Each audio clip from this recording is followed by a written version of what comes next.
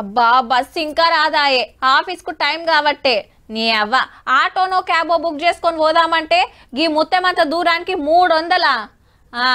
ఈ బస్సుల సీటు దొరుకుడేమో గాని నిలబడుడే కష్టం ఉందుల్లా.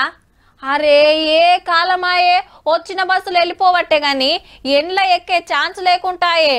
వచ్చేదన్న కాలుంటదో అని ఎయిటింగ్ చేస్తుంటారు. చిన్నగా గా తిప్పలు తప్పుతున్నాయి తీన్రి.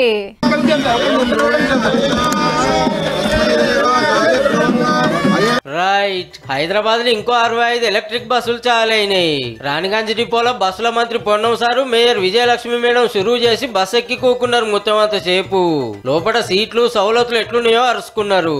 ఆల్రెడీ 260 బస్సులు తిరుగుతున్నాయి. ఈసొంటియే ఇవి కలుపుకుంటే 325 అన్నట్టు.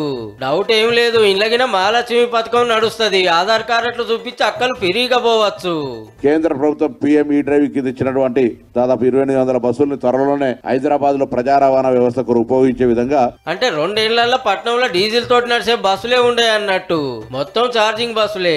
డిపోలో ఛార్జింగ్ పెట్టి రోడ్ల మీదకి వస్తే తిరుగుడే తిరుగుడు.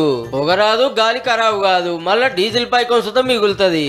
తొందరలోనే కొత్త రక్తం మళ్ళీ ఆర్టీసీలో కొత్త షార్టేజ్ ఉన్నటువంటి పరిస్థితుల్లో వాళ్ళందరూ కూడా ఓవర్లోడ్ వర్క్లోడ్ అవుతున్నప్పుడు వాళ్ళందరూ కూడా డ్రైవర్లను, శ్రామికులను, కండక్టర్లను తీసుకునే ప్రక్రియ కొనసాగుతా ఉంది. ఆ గవర్నమెంట్ లో ఆర్టీసీ బస్సులే తీసేస్తామనే కాంచి గవర్నమెంట్ లో బస్సులు పెంచుడు, కొత్త కొలువులు ఇచ్చుడు, ఆడోళ్లను పుక్కట్ల తీసుకపోయి నడుస్తుంది అన్నట్టు.